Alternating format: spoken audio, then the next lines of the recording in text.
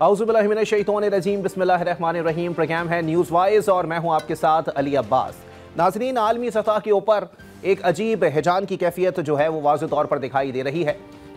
इस्लामी सरबराही ममालिक के जो इजलास मुनक्किद किया गया उसका मुश्तरका एलामिया भी जारी कर दिया गया है और उसमें कोई एक ऐसा मुल्क भी नहीं है जिसने कोई दो तरफा बात की हो। उसने वाज़ेह तौर पर शदीद अल्फाज में कतर पर होने वाले हमले की मजम्मत की है और इस बात की निशानदही की गई है, इस बात का खदशा जाहिर किया गया है कि यह सिलसिला जो है वो इसराइल की जानिब से मजीद बढ़ाया जा सकता है, जो कि पूरे खित्ते के लिए एक बदअमनी का बाइस बनेगा। लेकिन अगर दूसरी जानिब इसराइली वज़ीर आज़म नेतन्याहू के हवाले से आप बात करें तो उनकी जानिब से अब भी वही इश्तियाल अंगेज़ बयानात आने का सिलसिला जो है वो मुसलसल जारी है, जिसके तनाजुर में ये कहा जाए कि इस वक्त एक अजीब कैफियत जो है वो आलमी सतह पर बनती जा रही है कि शायद कुछ आलमी कुव्वतों के बल पर इसराइल को लाइसेंस टू किल दे दिया गया है, क्योंकि वो हर मुल्क का जो है वो नाम ले रहे हैं और उन्होंने ये तक कह दिया है कि उस मुल्क की अपनी कोई खुद मुख्तारी नहीं होती जहां पर दहशतगर्द रहते हैं। मतलब उन्होंने खुद ही ज़ाती तौर पर यह फैसला कर लिया कि कौन दहशतगर्द है और कौन नहीं है। दूसरी जानिब अमरीकी सदर डोनाल्ड ट्रंप की जानिब से भी वाज़ेह तौर पर एक स्टेटमेंट सामने आया। उन्होंने कहा कि कतर जो है हमारा करीबी इत्तेहादी है और अब इसराइल की जानिब से कतर पर किसी किस्म का कोई हमला नहीं किया जाएगा। लेकिन यहाँ पर सूरत हाल ये दिखाई देती है कि अमरीकी सदर डोनाल्ड ट्रंप जो हैं वो कतर पर हमले के बाद अपना ये मौक़िफ़ दोहरा चुके हैं कि उनको इस हमले के बारे में कोई इल्म नहीं था और इसराइल ने जो है वो अमेरिका से इस हमले के हवाले से कोई पेशगी इजाज़त भी नहीं ली थी। लेकिन उनको ये पता है कि इसराइल की जानिब से अब मज़ीद कोई हमला नहीं किया जा सकता। लेकिन यहाँ पर सूरत हाल यकसर मुख्तलिफ दिखाई देती है। आलमी सतह पर क्या असरात मुरतब होंगे, क्योंकि वज़ीर आज़म पाकिस्तान मियां मोहम्मद शहबाज शरीफ साहब की जानिब से भी वाज़ेह तौर पर यह अल्फाज दोहराए गए हैं कि अगर किसी ने हमारी खुद मुख्तारी पर हमला करने की कोशिश की, आया वो दुनिया का कोई भी मुल्क हो, उसको मौसर और भरपूर जवाब दिया जाएगा। हम डरते नहीं हैं किसी की मजम्मत करने से और हम वाशगाफ अल्फाज में किसी भी इस तरह के हमले की मजम्मत करते हैं जो कि किसी मुल्क की खुद मुख्तारी के खिलाफ हो। इसी पर बात करेंगे। हमारे साथ आज साबिक सेक्रेटरी खारजा और सदर इंस्टीट्यूट ऑफ रीजनल स्टडीज़ जौहर सलीम साहब हमारे साथ मौजूद हैं और माहिर बैनुल अक़वामी उमूर हन्नान हुसैन साहब भी हमें ज्वाइन कर चुके हैं। जौहर सलीम साहब, गुफ्तगू का आगाज़ सर आपसे करेंगे। जौहर साहब, क्या लगता है सूरत हाल के तनाजुर में एक एग्रेशन जो है वो अब शो की जा रही है, लेकिन अभी भी मामला मजम्मत की है, जबकि ये मामला मरम्मत तक पहुँच जाना चाहिए। ये आपको क्या लगता है सर, आगे आने वाला वक्त क्या चीज़ें जो है वो सामने लाएगा? जी देखिए, मैं तो अपने इंटरव्यूज में अभी कुछ दिन पहले भी मेरे से पूछा गया था, जब ये मीटिंग अभी नहीं हुई थी, ये जो समिट है इस्लामिक अरब समिट के, इसमें क्या होगा, तो मैंने यही कहा था कि इसमें एक मुश्तरका एलामिया होगा, उसकी स्ट्रॉन्ग वर्डिंग होगी, पर उससे आगे के मैं नहीं देख रहा कि कोई बहुत ज्यादा स्ट्रॉन्ग स्टेप्स होंगे, कोई बड़ी सख्त कोई रिटेलिएशन होगी। तो वही मेरी जो एक्सपेक्टेशन थी वैसे ही हुआ, बल्कि ये भी हुआ कि उस इलामिया पे भी थोड़ा सा मसला हो गया। पहले उसकी जो जुबान थी या लैंग्वेज थी थोड़ी सख्त थी, बाद में कुछ मुल्कों के इसरार पे उसको थोड़ा सा टोन डाउन किया गया और जो फाइनल इलामिया था उसमें उस तरह की लैंग्वेज नहीं थी जो ज्यादा सख्त हो, बहुत ज्यादा। उसकी वजह ये कि देखें, ये जो इतने ज्यादा इस्लामी ममालिक हैं, उनके जो इसराइल के साथ उनका जो पर्सपेक्टिव है उसमें बहुत ज्यादा फर्क है।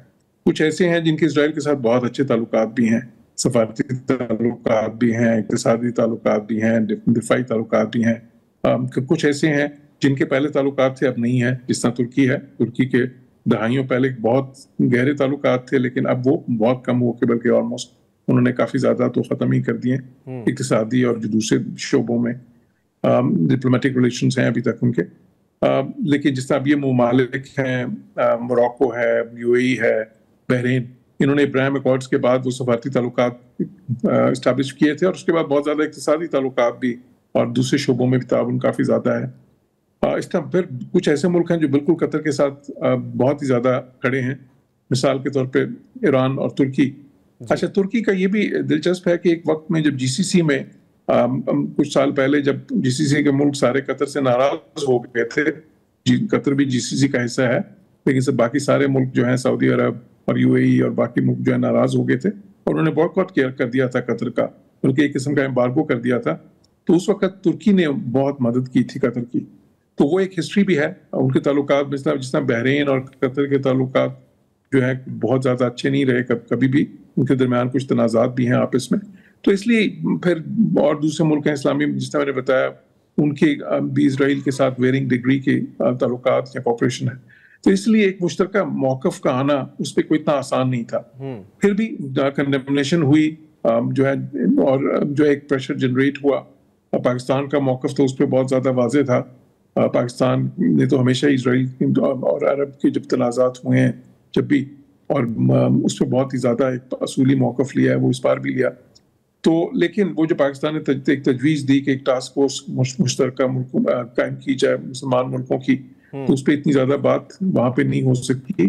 सर, टास्क फोर्स किसी मसले का हल है? जब 52 मुमालिक का जो फौजी इत्तेहाद बना था वो किसी मसले के जो है वो हल तक नहीं पहुंच सका, तो ये टास्क फोर्स बनाना किसी मसले का हल दिखाई देता है आपको?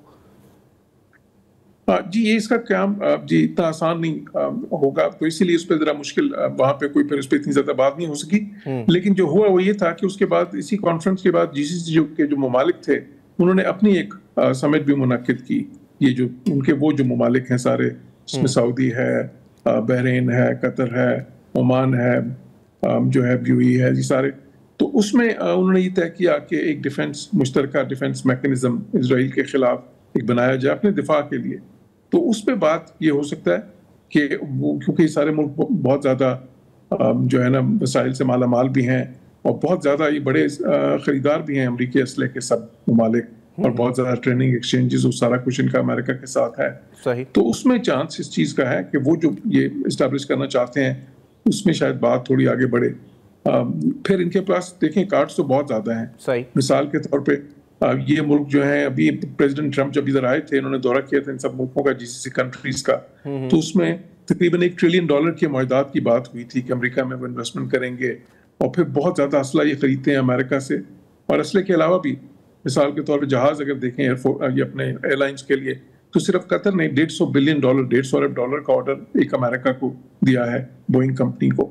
इसी तरह बाकी सारे मुल्क हैं, उन्होंने भी बहुत बड़े बड़े ऑर्डर्स दिए हुए हैं बोइंग को। तो अगर ये लेट्स से कि अगर ये कोई बहुत सख्त उसमें अपना स्टांस लेना चाहें और सिर्फ ऑर्डर ही कैंसिल कर दें, तो अमेरिका पे बहुत ज़्यादा उसका असर पड़ सकता है। तो इसलिए ये नहीं है कि इनके पास लेवरेज नहीं है, लेवरेज तो है, लेकिन मेरा अंदाज़ा ये है कि इन्होंने जब ये सारा कुछ किया, और फिर अमेरिका से जाहिर है कि फिर जो है ना वो सफारती और दूसरे चैनल्स के थ्रू बात भी होती है, तो उसमें फिर कोई यकीन दहानियाँ इनको अमेरिका की तरफ से बिल्कुल मिली है। और ट्रंप जो है वो देखें, अमेरिका को इसमें कोई बहुत ज्यादा फायदा नहीं है, ये मैं पहले भी कह चुका हूँ, जो इजराइल ने किया। अमेरिका को तो इसमें नुकसान है। वो नुकसान ये है कि एक तो अमेरिका की साख बहुत ज्यादा मुतासिर हुई है, इन सारे मुल्कों के साथ अमेरिका के ताल्लुकात मुतासिर हुए हैं।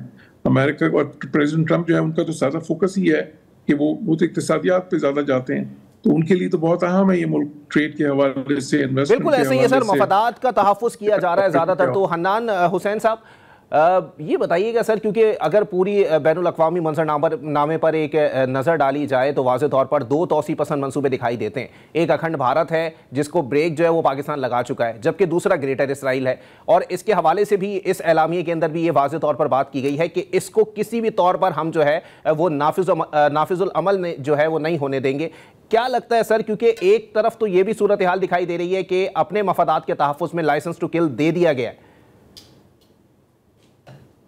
देखिए जी, सिचुएशन काफी कॉम्प्लेक्स है। लाइसेंस तो किल अगर इजराइल के पास होता तो फिर जीसीसी के अंदर से कलेक्टिव सिक्योरिटी की आवाज आपको इस वक्त ना सुनाई दे। दूसरी बात है, जहां तक लाइसेंस टू किल की जहां तक बात आती है, देखें सीरिया, लेबनान, यमन के अंदर अटैक्स करने, रिटेलिएशन के अंदर नेतन्याहू साहब, हमें पता है डोमेस्टिक जो अपनी कंस्टिट्यूएंसी है उसको भी काफी हद तक अपीज कर रहे होते हैं, क्योंकि जब उनके मुल्क के अंदर जब बहुत ज्यादा प्रेशर के ऊपर बढ़ता है तो उनके माजी भी इस चीज का गवाह है कि वो फिर एक्सपैंड करते हैं warfare outside their shores. I think Israel की तरफ से ग्रेटर इजराइल के जो बात है उसको ये सारे मिडिल ईस्टर्न मुल्क पहले भी रिजेक्ट कर चुके हैं। अमेरिका की तरफ से भी एग्जीक्यूशन की तरफ स्ट्रैटेजी आपको नहीं नजर आती। तो मेरे ख्याल से वो इजराइल अगर उस चीज को इम्प्लीमेंट करना भी चाहता है, उसके 2-4 उनके पास हरबे रहे हैं। एक तो नॉर्मलाइजेशन करा है, वो हमने देखा जब से जेनोसाइड शुरू हुआ है बहुत से मुल्कों के लिए वो अनटेनेबल सिचुएशन बन गई है। सऊदी अरेबिया की मैं बात करता हूँ, वो बहुत देर से डिफेंस पैक्ट एग्री कर रहे थे।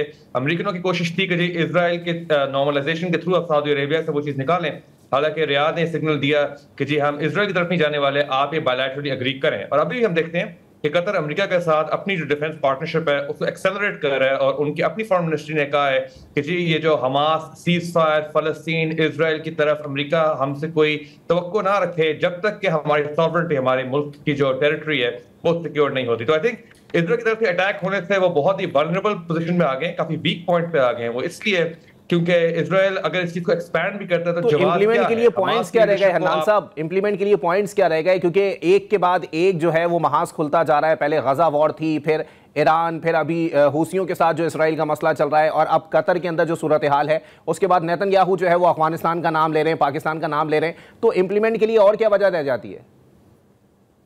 देखिए बात बिल्कुल सिंपल सी, आपको रेटरिक और रियलिटी के बीच में फर्क पैदा करना पड़ेगा। यमन सीरिया के अंदर स्पिल ओवर्स थे, वो जब हमास के साथ जब हॉस्टेजेस की डील नहीं रीच हो रही थी, नेतन्याहू साहब ने इस तरफ डिफ्लेक्ट किया।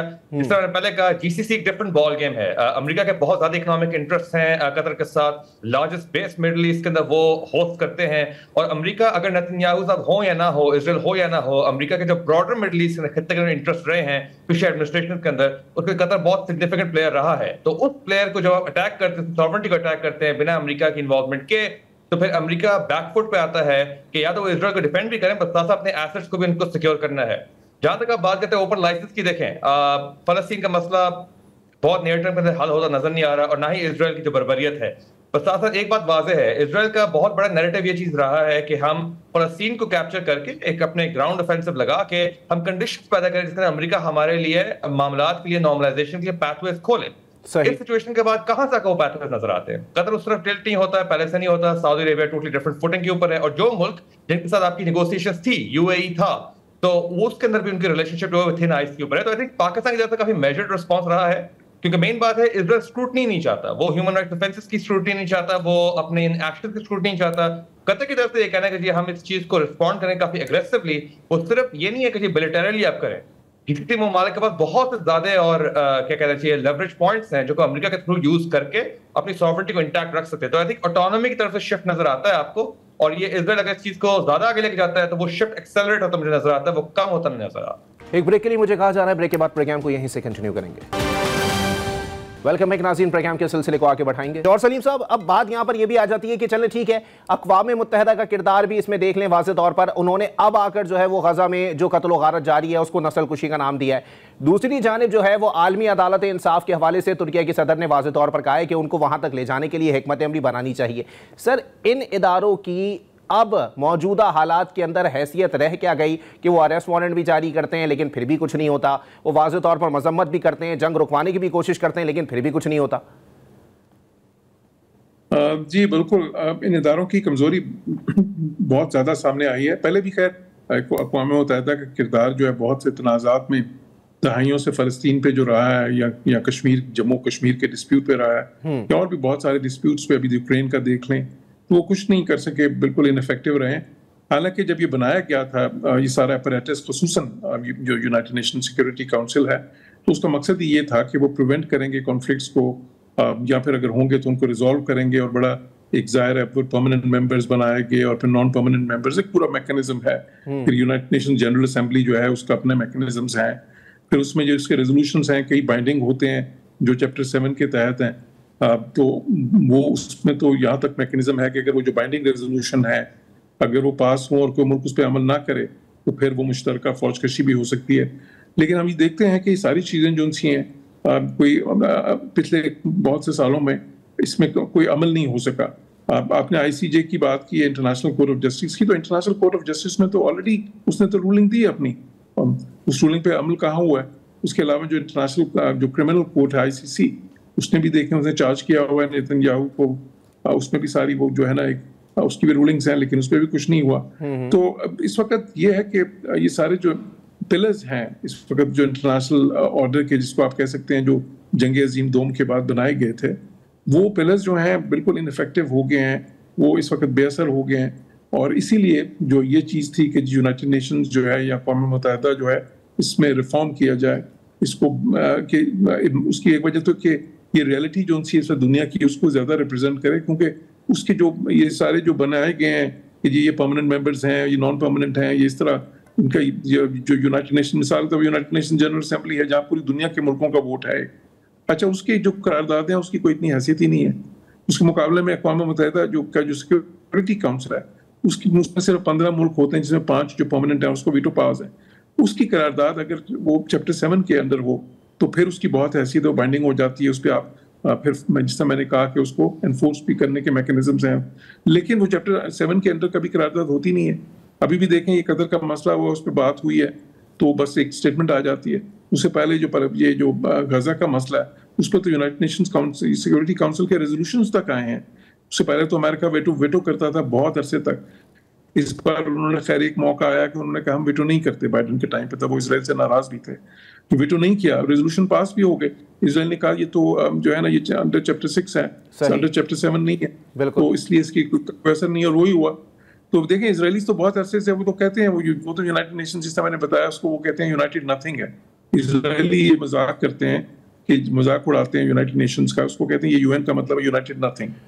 तो वो इसलिए इसको कुछ समझते नहीं है क्योंकि वो ये जानते हैं कि जब तक उनको मगरिबी मुल्कों की वो सपोर्ट हासिल है तो उस वक्त तक जो है ना ये सारे इदारे उनका कुछ नहीं बिगाड़ सकते। बिल्कुल ऐसा ही है। बिल्कुल आज की दुनिया में इस चीज की बहुत जरूरत है कि ये सारा जो अपरेटस है इंटरनेशनल जो डिस्पेंसेशन है, इंटरनेशनल ऑर्डर है, उसमें ये जो अपरेटस है जिसमें मुल्कों के दरमियान जो कॉन्फ्लिक्ट जो है प्रिवेंट किए जाएं या रिजॉल्व किए जाएं, और फिर जो इंसानी हकूक हैं उनकी जो खिलाफ वर्जियां, जिस तरह भी देखें अब तो वो जेनोसाइड की बात हो रही है, बिल्कुल इससे पहले भी हुई, मतलब ये तो जब उसमें इंटरनेशनल कोर्ट ऑफ जस्टिस में गया था उसकी रूलिंग में भी उसके बहुत करीब थी कि ये जेनोसाइड वाली कंडीशंस हैं।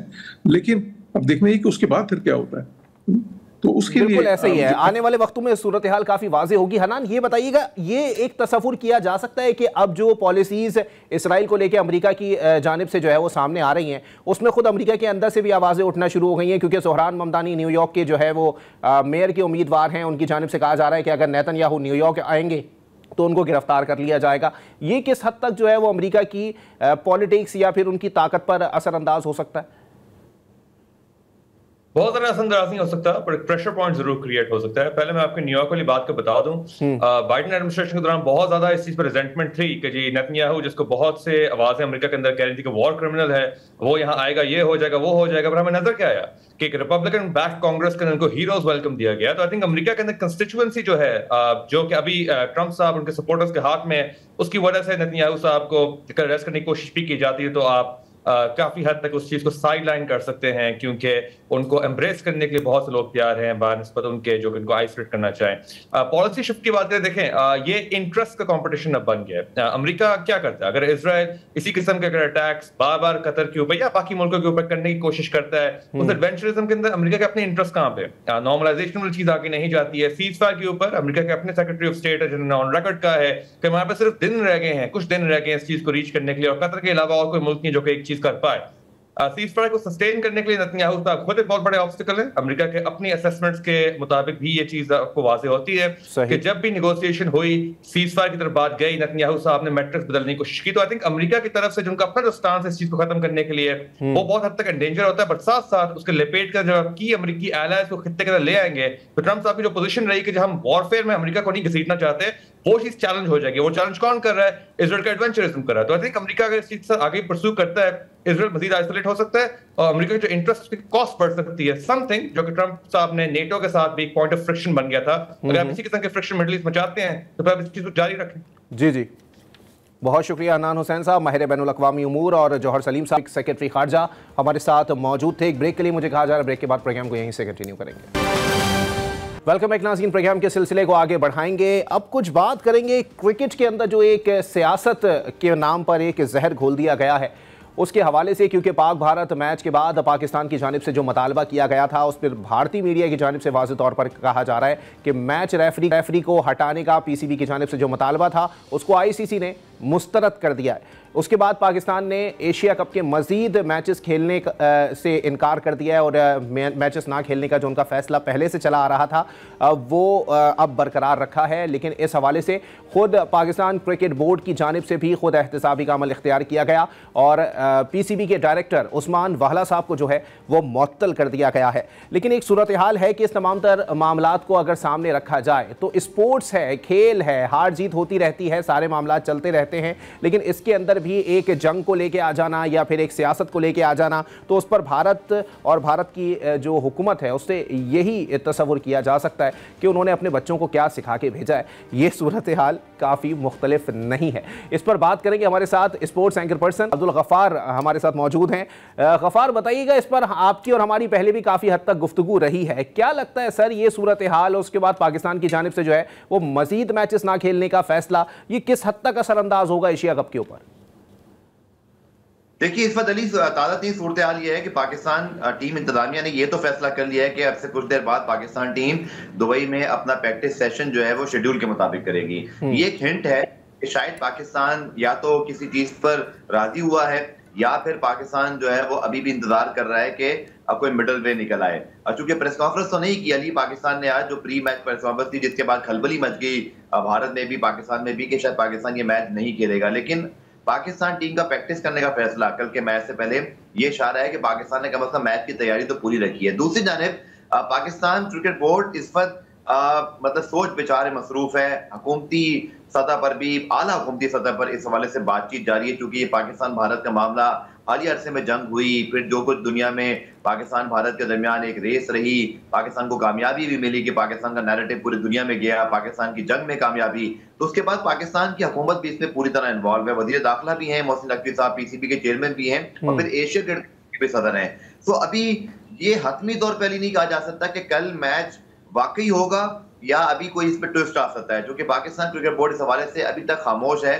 दूसरी जानिब आईसीसी ने भी खामोशी इख्तियार की हुई है पब्लिकली, लेकिन ये जरूर बता दिया कि वो जो मामला है अली आपको पता है कि एंडी पाइक्राफ्ट का, अब इस टूर्नामेंट में 2 मैच रेफरी हैं, रिची रिचर्डसन और पाइक्राफ्ट। पीसीबी ने डिमांड की है कि पाइक्राफ्ट को हटाया जाए, क्योंकि उन्होंने जानबदारी दिखाई, पाकिस्तान के कप्तान से कहा कि हाथ ना मिलाएं, और जो भी इस पर आईसीसी का एक अलग मौका है, वो कहते हैं जी शायद एसीसी के किसी मेंबर ने उन्हें कहा था और वो मामले को हल करना चाहते थे। लेकिन पाकिस्तान क्रिकेट बोर्ड अपने इस डिमांड पर तो बरकरार है कि मैच रेफरी एंडी पाइक्राफ्ट को हटाया जाए। लेकिन दूसरी तरफ मैं एक बात पे जरूर हैरान हूं अली के पाकिस्तान क्रिकेट बोर्ड की जानिब से भी पब्लिकली देखे ना, मोहसिन नकवी साहब ने ट्वीट किया मैच रेफरी के हवाले से, लेकिन सूर्य कुमार यादव की जानिब से बाकायदा तो सियासी गुफ्तगू करना, इसी तरह ये बिल्कुल आईसीसी के रूल्स के खिलाफ है। तो इस पे कोई ज्यादा मैंने मतलब ऑफिशियली या डायरेक्ट कोई बात नहीं सुनी है, और फिर आईसीसी ने भी अब तक इसका नोटिस नहीं लिया, जबकि अब तक इसका नोटिस तो हो जाना चाहिए था। देखिए, हैंडशेक का मामला अली एक दूसरा मामला है, स्पिरिट ऑफ क्रिकेट के मुताबिक आपको हाथ मिलाना चाहिए, सब कुछ होना चाहिए, लेकिन ये भी एक रूल है कि ये जबरदस्ती नहीं हो सकता, ये मतलब आप चाहे तो मिला लें ना मिलाएं, लेकिन बहरहाल अपना अपना ज़र्फ है, एक बेसिक मैनर्स में ही आता है। मैं तो ये कहूंगा कि आप बच्चों को भी ये सिखाते हैं कि चाहे अपने ओपोनेंट से जब भी खेलें। बिल्कुल, मैंने इसीलिए प्रोग्राम के स्टार्ट में ही कह दिया कि अपने बच्चों को क्या सिखा के भेजा है आपने। एग्जैक्टली यही बात है कि ये बेसिक मैनर्स में आता है। लेकिन अली इस वक्त जो सूरत हाल है ना, बड़ी इस वक्त एक कंफ्यूजिंग सूरत हाल है। एक तरफ अभी जस्ट मैं आपसे जब ज्वाइन कर रहा था उससे 5 मिनट पहले ये खबर आई कि पाकिस्तान की टीम प्रैक्टिस करेगी। अच्छा, इसका ये मतलब है कि पाकिस्तान ने पर अपनी टीम को तो कहा है, क्योंकि देखिए मस्ट विन मैच है कल, पाकिस्तान को हर हाल में यूई को हराना है, तो फिर पाकिस्तान सुपर 4 में जाएगा। ब्रॉडकास्टर का पैसा, स्पॉन्सर का पैसा इन्वॉल्व है, एशिया का पूरा इतने अरसे बात हो रहा है, पाकिस्तान इसका मतलब मेजबान तो नहीं है, मेजबान तो भारत है, लेकिन इसकी सारी कोशिशें मोहसिन नकवी साहब ने की थी। तो चाहेंगे नहीं वो ये कि जिस टूर्नामेंट को कराने के लिए उन्होंने इतना कुछ किया, पापड़ बेलने पड़े, और फिर दूसरा उन्होंने पूरे एक एशियन फ्रंट को अपने साथ मिलाया और सबके साथ बड़े अच्छे ताल्लुकात इस्तवार किए, तो कुछ खराबी हो। सो कोई ना कोई मिडल वे यही हो सकता है जो अली नजर आ रहा है कि शायद। लेकिन गफ्फार, यहाँ पर यह भी तो सूरत हाल हो सकती है कि कहीं ना कहीं इस बात को भी मद्देनजर रखा है, अगर बाइकआउट या मैचेस ना खेलने का फैसला किया जा रहा है तो वो कोई फेस सेविंग जो है वो तलाश की जा रही है दोनों टीमों के दरमियान, या फिर कहीं पाकिस्तान की कारकर्दगी को लेकर। अली कोई ना कोई मिडल वे की जरूर बात होनी चाहिए और होगी शायद आगे चलकर के पाकिस्तान के मैचेस एंडी पाइक्राफ्ट ना उसमें मतलब ऑफिशिएट करें, उसमें रिची रिचर्डसन आकर ऑफिशिएट कर लें। यही एक रीजन, यही एक मुझे मिडल वे और एक कहते हैं सबके लिए एक रास्ता दिखाई देता है। आईसीसी भी इस पे खामोश है, पीसीबी भी खामोश है, एसीसी भी अब तक ऑफिशियली खामोश है, तो इसका मतलब है कोई ना कोई नेगोशिएशंस या बातचीत चल रही है। लेकिन पाकिस्तान टीम का इवेक्टिस करने का फैसला इस जानिब मेरे लिए कम से कम इशारा है कि पाकिस्तान शायद कल का मैच खेलेगा। लेकिन गफ्फार, अब इस सूरत हाल के अंदर कि जहां क्रिकेट के अंदर भी सियासत को इन्वॉल्व करने की भरपूर कोशिश की जा रही है, वहां से जो बयानात आ रहे हैं वो भी इस हद तक ही हैं। उसके बाद काफी हद तक इंडियन क्रिकेटर्स के ऊपर भी जो है वो ये दबाव रहा इंडियन मीडिया का कि मैच का बायकॉट कर दिया जाए या फिर जो है वो इस पूरे टूर्नामेंट से ही दस्तबरदारी का ऐलान कर दिया जाए। और खासकर एक एंकर हैं इंडिया के, काफी चिल्लाते भी बहुत हैं, लेकिन उनकी जानिब से भी मुसलसल यही बात की जा रही थी। क्या लगता है किस हद तक जो इंडियन क्रिकेट बोर्ड है उसने जो है वो इस मामले के अंदर जो है वो लचक का मुजाहरा किया है? जी, उन एंकर साहब ने मुझे 3 से 4 मरतबा बुलाने की कोशिश की पिछले 1-2 महीने में। मैंने तो तौबा कर ली कि मैंने वहां नहीं जाना, क्योंकि मुझे सीखना चलाना होगा। लेकिन अली, जो आपने बात की ना, बिल्कुल सही बात है। बात यह है कि आप सियासत को कैसे बीच में ला सकते हैं। लेकिन हुआ ये अली कि भारत में जो सुक्की है, जो खिफत है 6-0 की जंग के अंदर उनके राफेल तैयारी करने की, उसके बाद देखिए भारतीय सरकार ने कितना बेवकूफ बनाया है आवाम को। एक तरफ उन्होंने एशिया क्रिकेट काउंसिल को मतलब इजाजत दी, एक तरह से उनकी मेजबानी भी उनकी है, पैसा भी कमाएंगे, पाकिस्तान भारत से मैच उनका ब्रॉडकास्टिंग। हमारा ये बड़ी हाइपोक्रेसी है कि आप पैसा कमाने के लिए तैयार हैं, आप तैयार हैं, आप आईओसी के चक्कर में कि वो हमें कहीं ओलंपिक से दूर ना कर दें, आप पाकिस्तान के साथ खेलने को तैयार है कि पूरे अपने मुल्क को इस बात पे पीछे लगाया हुआ कि जी पाकिस्तान से मैच नहीं होना चाहिए। अब एक इंडियन ब्रॉडकास्टर ने बड़ी अच्छी बात की, उसने बोला जब मैच खेलिए तो फिर हाथ मिलाने में क्या फर्क है, मतलब या तो फिर क्या पूरा काम करो या फिर ये भी ना करते। तो ये बड़ी मुनाफकत है। जहां पैसा इन्वॉल्व हो जाता है वहां पर डिसीजन उनके मतलब कुछ और होते हैं, और जहां सिर्फ मीडिया का इस्तेमाल करना होता है, ये सिर्फ मीडिया वार है, सिर्फ इस लिहाज से कि बस वहां के लोगों को खुश रखा जाए, क्योंकि नफरत के बीज खुद मोदी सरकार ने बोए हैं। अब उनके क्रिकेटर्स तो सब लोग उसको भुगत रहे हैं। आप देखिए कि उन पर तनकीद हो रही है कि भाई ये मैच क्यों खेल रहे हो, और अब मोदी सरकार को जो है ना जवाब देना मुश्किल हो गया, इसलिए कभी किसी एंकर को आगे कर देते हैं, कभी किसी क्रिकेटर को आगे कर देते हैं। और अब उनकी टीम, मैं आपको यकीन से अली के पूरी भारतीय टीम से ये चाहती भी नहीं होगी कि ये सब कुछ हो, लेकिन मजबूरी में करना पड़ रहा है। बहुत शुक्रिया अब्दुल गफ्फार। एक ब्रेक के लिए मुझे कहा जा रहा है, ब्रेक के बाद प्रोग्राम को यहीं से कंटिन्यू करेंगे। वेलकम बैक नाज़रीन, प्रोग्राम के सिलसिले को आगे बढ़ाएंगे। आपको वाज़ेह करते चलें कि आज इस्लामाबाद हाई कोर्ट के हुक्म पर चेयरमैन पाकिस्तान टेलीकम्युनिकेशन अथॉरिटी को जो है वो ओहदे से हटा दिया गया है। वाज़ेह तौर पर ये कहा गया है कि पीटीए में सीनियर मेंबर को चेयरमैन पीटीए आर्जी तौर पर तैनात किया जाएगा। जबकि साथ ही साथ आपको ये भी वाज़ेह करते चलें कि जस्टिस तारिक महमूद जहांगीरी को जाली डिग्री केस में काम से रोक दिया गया है, और इस्लामाबाद हाई कोर्ट में एडवोकेट ईमान मजारी का लाइसेंस जो है वो मुअत्तल करने की दरख्वास्त भी सामने आई है। अदालत से आज काफ़ी हद तक खबरें जो है वो सामने आई हैं। सबसे पहले पीटीए चेयरमैन को जो ओहदे से हटाया गया है, इस पर तफसीलात लेंगे। हमारे साथ हमारे नुमाइंदे ताहिर नसीर मौजूद। ताहिर, बताइएगा, आज अदालतों के अंदर ऐसा लगता है खबरों का दिन था, क्योंकि चेयरमैन पीटीए को ओहदे से हटाया गया है। किस हद तक वजनदार रहेगा ये केस, और ये केस कहाँ तक जा सकता है आगे आने वाले वक्तों में? देखिए, बिल्कुल इस्लामाबाद हाई कोर्ट और इस्लामाबाद बार कौंसिल में वो बहुत ज्यादा केसेस, बेसिकली बार कौंसिल में ईमान मजारी का मैटर आया, फिर बार कौंसिल तारिक जहांगीरी के मामले पर आगे आई, और आज बहुत कुछ हुआ है इस्लामाबाद हाई कोर्ट में। सबसे पहले आपने बताया कि चेयरमैन पीटीए के हवाले से उनको जो ओहदे से हटाने का हुक्म दिया गया है। अच्छा, ये सिंगल रुकनी बेंच है जस्टिस बाबर सत्तार का, जिन्होंने 99 सफात के ऊपर जो है वो फैसला जारी किया है, और अदालत ने अपने फैसले में कहा है कि चेयरमैन पीटीए को फौरी तौर पर ओहदे से हटाया जाए, पीटीए में सीनियर मेंबर को चेयरमैन पीटीए आर्जी तौर पर तैनात किया जाए। अच्छा, सिंगल रुकनी जब बेंच होता है तो उसके ऊपर जो भी एप्लेंट होता है उसके पास जो है वो रिवीजन का हक हासिल होता है। जैसे ये फैसला जारी हुआ तो चेयरमैन पीटीए ने इस फैसले के खिलाफ जो है वो इंट्रा कोर्ट अपील भी दायर कर दी है, और उस अपील में ये कहा गया है कि चेयरमैन पीटीए को पहले 24 मई 2023 को पीटीए में मेंबर इंतजामिया मुकर्रर किया गया था। अब यहाँ पे चूंकि सिंगल रुकनी बेंच ने उनको ओहदे से हटाने का हुक्म दिया, और chairman PTA major general retired Hafeezur Rahman जो है वो आपने जो उन्होंने इंटर कोर्ट अपील दायर की उसमें उन्होंने कहा है कि मैं कानून और ज़वाबित के मुताबिक अपने काम अंजाम दे रहा हूँ। ये अपील चेयरमैन पीटीए की कानूनी तैनाती को साबित करने के लिए दायर की गई है। अब चूंकि सिंगल रुकनी फैसला सुनाया है और इस फैसले के खिलाफ चेयरमैन पीटीए ने क्योंकि उनको ओहदे से हटाने का हुक्म दिया गया था, तो उन्होंने फौरी तौर पर जैसे ही उनको तहरीरी हुक्मनामा मिला 99 सफात पर, तो उन्होंने अपनी वुकला टीम के जरिए इंट्रा कोर्ट अपील दायर कर दिया। इंट्रा कोर्ट अपील दायर की है क्योंकि इंट्रा कोर्ट अपील जो सुनी जाएगी वो इस्लामाबाद हाई कोर्ट का 2 रुकनी बेंच सुनेगा।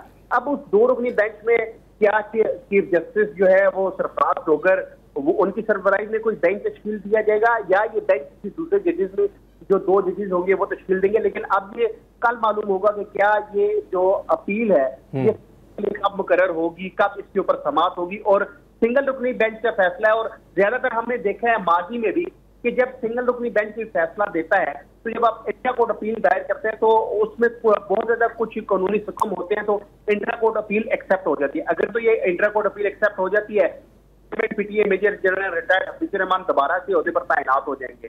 ठीक है। अच्छा ताहिर, ये भी बताइएगा, ईमान मजारी का जो लाइसेंस मुअत्तल करने की पिटीशन आई है उसमें क्या मौक़िफ़ इख्तियार किया गया है? देखिए, इसमें ईमान मजारी की अगर हम बात करें ना तो ये खेल जो है बहुत दिलचस्प है कि ईमान मजारी जब एक केस में बलोच यकजहती कौंसिल की डॉक्टर मारिंग बलोच का नाम ईसीएल से निकालने की दरखास्त पर समाअत होती है, तो उस वक्त चीफ जस्टिस सरफराज जोगर कुछ रिमार्क्स देते हैं और उस रिमार्क्स के बाद ईमान मजारी इस्लामाबाद हाई कोर्ट में हरासमेंट कमेटी की सरबराह सुमन रिफत इम्तियाज उनके पास दरखास्त दायर करती हैं। तो रातों रात जो है जस्टिस सुमन रिफत इम्तियाज को ओहदे से हटा दिया जाता है जो हरासमेंट कमेटी की सरबराह होती हैं।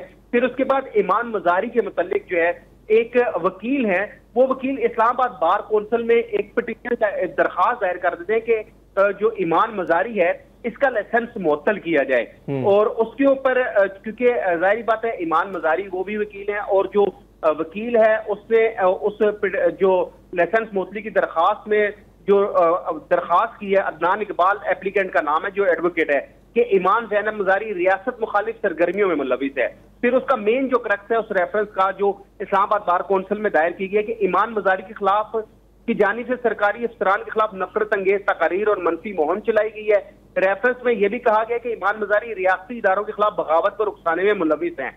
ईमान मजारी के ताल्लुकात तहरीक तालिबान, बलोच लिबरेशन आर्मी और मंजूर पश्तीन की तहरीक से। अच्छा, यहाँ पे आप नाजरीन को बताते चलें कि एक जानिब ईमान मजारी जो चीफ जस्टिस हैं इस्लामाबाद हाई कोर्ट के सरफराज जोगर के कोर्ट के अंदर जो कुछ होता है, ईमान मजारी वो जो वीडियो है, क्योंकि इस्लामाबाद हाई कोर्ट में कैमरे लगे हुए हैं, वो वीडियो के लिए दरखास्त भी देती है, फिर साथ वो हरासमेंट कमेटी को भी दरखास्त देती है। लेकिन हरासमेंट कमेटी के दरखास्त देने के बाद दोबारा से ईमान मजारी के खिलाफ इस्लामाबाद बार कौंसिल में दरखास्त दायर की जाती है और फिर एक मतनाज़ा ट्वीट्स का केस है, उसमें ईमान मजारी और उनके जो खामन है हादी अली चट्टा, उनकी 2 रोज कबल जमानत अबूरी जमानत मंजूर होती है, इस्लामाबाद के एडिशनल सेशन जज लेते हैं। तो आज दोबारा से उनको तलबी का समन जारी किया जाता है कि जी FIA national cyber crime investigation agency ने आपके मुकदमे के मुतालिक चालान जो है वो जमा करवा दिया, तो आप 24 सितंबर को अदालत पेश हो।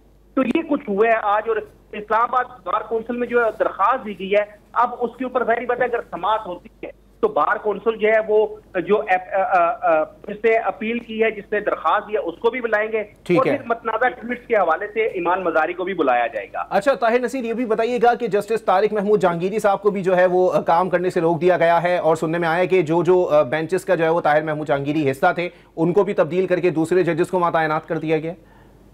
जी बिल्कुल, ये भी एक बहुत बड़ी खबर है इस्लामाबाद हाई कोर्ट की कि एक जज दूसरे जज को वो ओहदे से हटा रहे हैं, उनको बल्कि काम से रोक रहे हैं। अच्छा, इसमें जो वकला है उनके मुख्तलिफ राय हैं।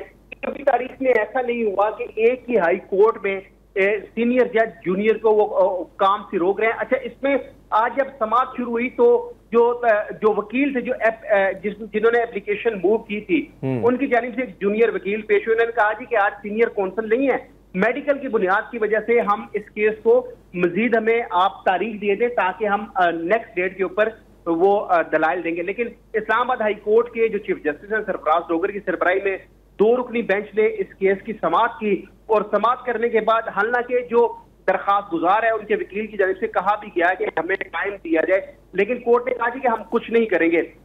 कोर्ट ने फिर बाद एक तहरीरी हुक्मनामा जारी किया। उस हुक्मनामे में इस्लामाबाद हाई कोर्ट के चीफ जस्टिस के सरबराह में 2 रुकनी बेंच था, उन्होंने तारिक जहांगीरी को जुडिशल वर्क से रोक दिया।